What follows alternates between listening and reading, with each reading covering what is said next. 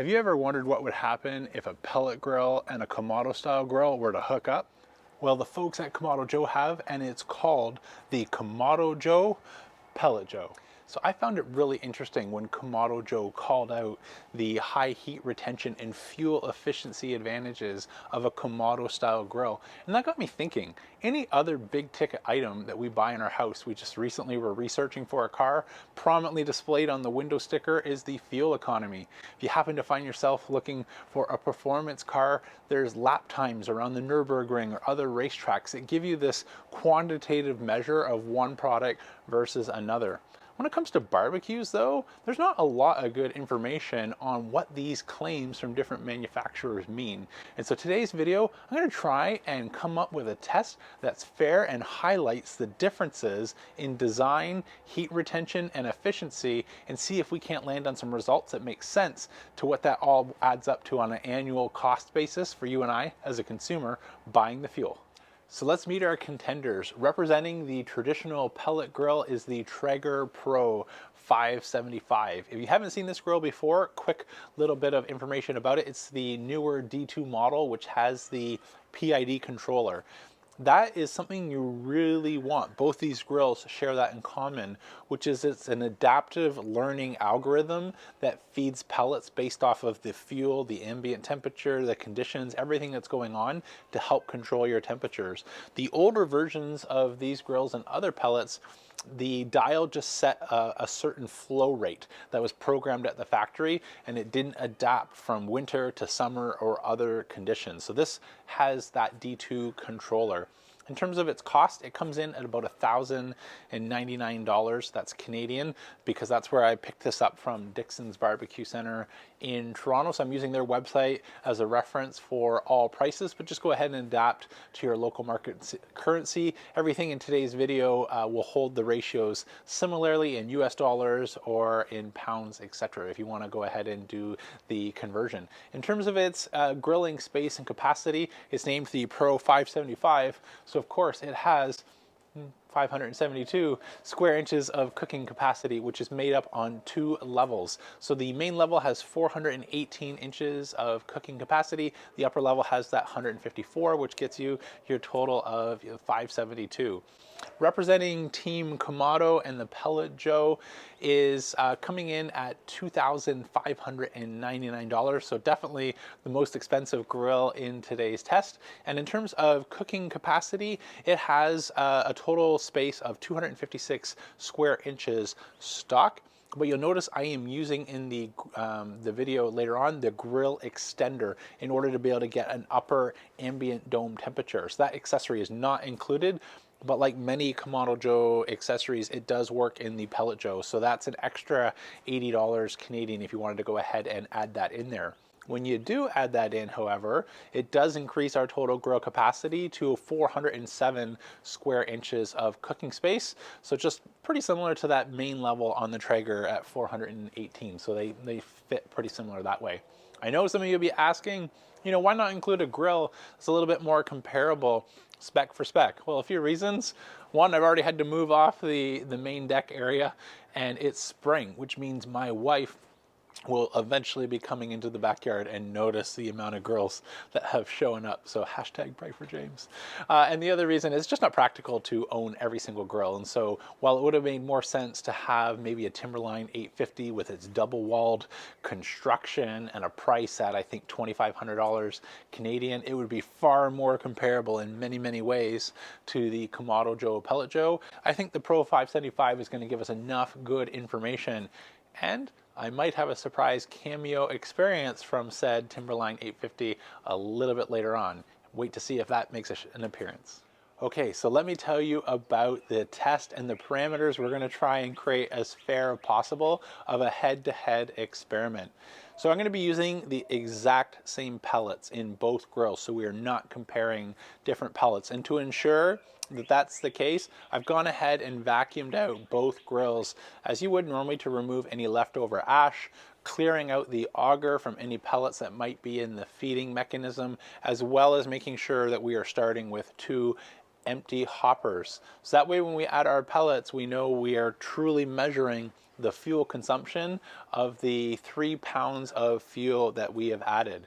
And so mentioning the 3 pounds, I picked 3 pounds just because I think that'll give us a couple hours of burn time and give us a good indication without having to waste an entire bag and be here all night in order to get our results. And so using a food scale, I've weighed out 3 pounds of pellets, loaded them up into our Kamado Joe Pellet Joe hopper, just using a little bit of a funnel tray, which is a tip I got from the Kamado Joe Pellet Joe Facebook users group, which helps sort of accelerate getting the pellets into the hopper.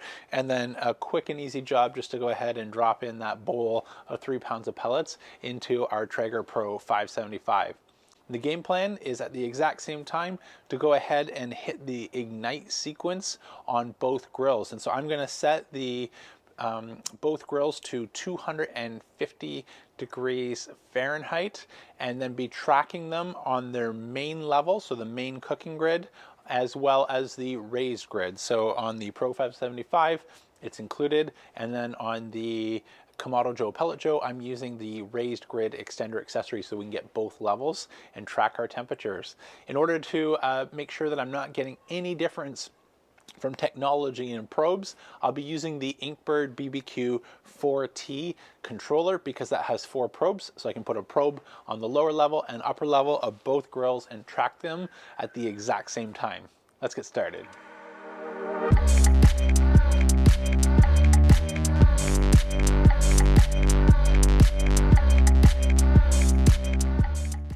All right, I've got my results here on paper so I don't lead you astray with any of the results. Let's get right into it.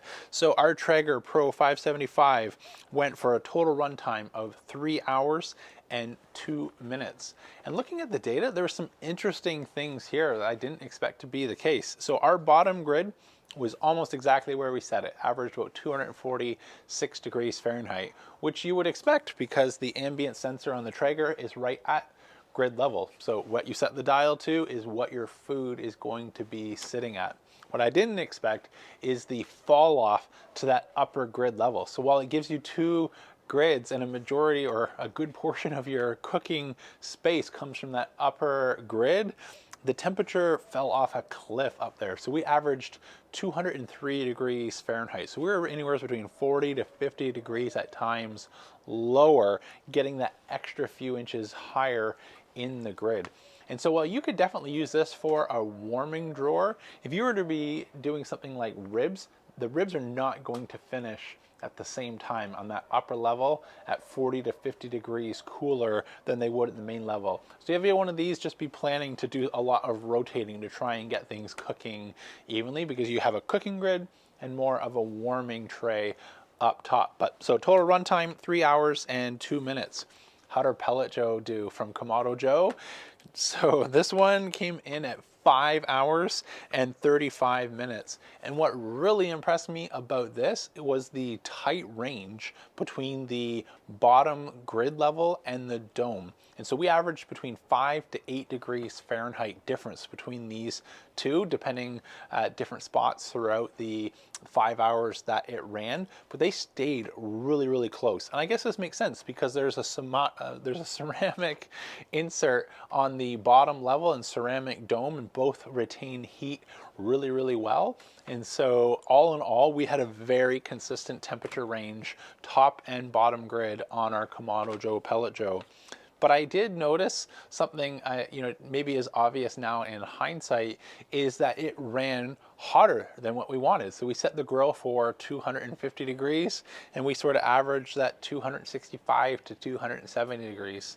And so I guess what's obvious about this in hindsight is the controller for the Kamado Joe is different than the Traeger. So the Traeger sets the ambient sensor right at grid level. The Kamado Joe Pellet Joe sets it at the dome. So while we're at 250 degrees at the dome, which is exactly what the dome was reading, that's why we're seeing that 15 to 20 degree difference at the grate level. And that's why it ran hotter than the Traeger would in terms of where your food would be. And so since that's technically working harder than the Traeger would be, I think that's holding back our maximum fuel efficiency. So I'm going to do the test again. Let's repeat the exact same test and set this to 225 degrees Fahrenheit on the dome, thinking that that will get me to the exact same range as our Traeger on grate level, and see if the results differ. Let's fire them up again.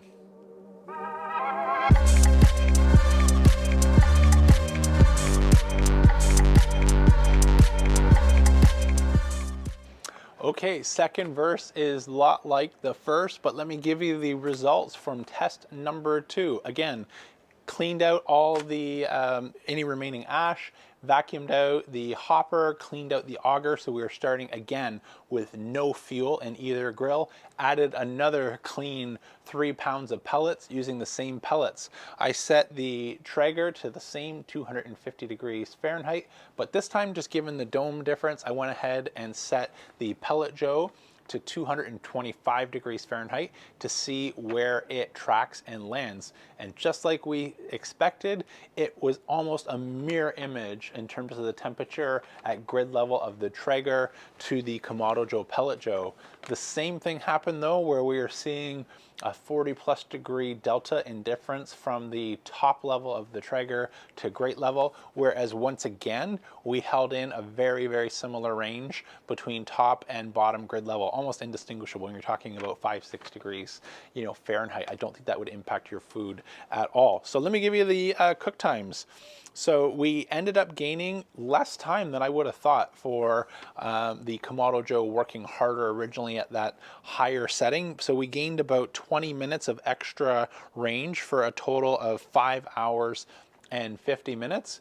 But our Traeger also picked up 10 minutes of extra range. So it came in at 3 hours and 12 minutes for our second test. And I think that just is related to the ambient temperature on day 2 of this test being in the kind of low to mid 70s. We got a little bit of an improvement on both grills, with a bit more noticeable improvement on the Pellet Joe from adjusting that dial. So I'm going to lock it in and call the average here of our 2 tests.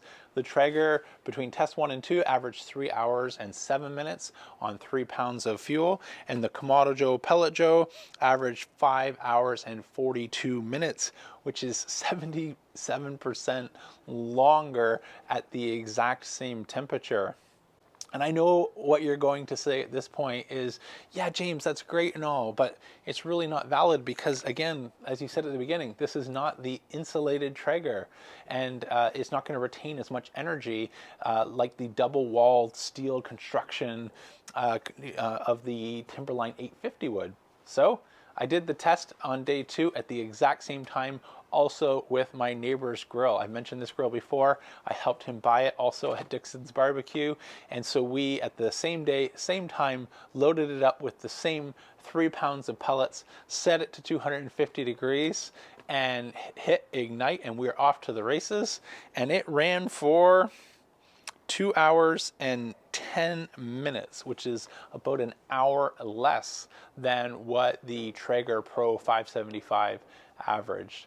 So a couple thoughts on that. So there is a much higher volume, air volume in space in the Timberline 850 than there is the Pro 575. And even though it's marketed as having those double wall construction to retain heat, it was a bit of a fuel pig. It reminds me more of the experience I've had using a Yoder, where you think you put in a 20-pound bag of pellets and you're good to go to bed overnight.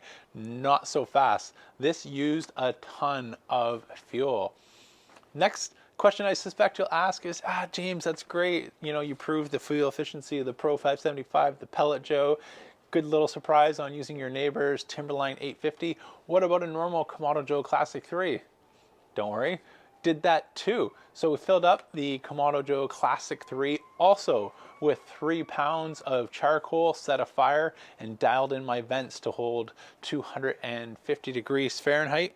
And it ran actually the longest at 5 hours and 45 minutes. So let's make sense of all of these results in terms of what does it mean and how does it actually play out on an annualized basis from what it would cost you to maintain and use any of these grills. Okay, so conclusion time.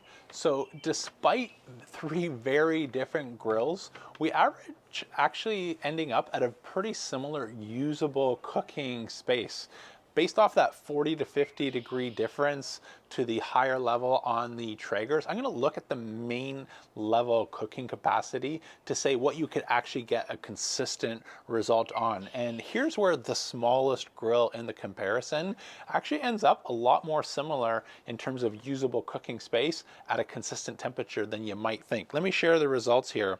And so the Traeger Pro 575 has that 418 inches of usable space on the main level where it was able to maintain our target temperature. The Timberline 850 has actually less space, 352 inches on that main cooking grid. It has a middle tier and an upper tier, which again followed the similar degradation of being able to maintain a solid temperature. And the Kamado Joe with the grid extender, which is an extra $80 accessory, has 407 inches of usable space. And so that 407 to the 418 at the same temperature is surprisingly close in terms of being able to actually turn out consistent results. Absolutely, you can't say that, you know, a Mini Cooper is going to hold just as much space as a minivan.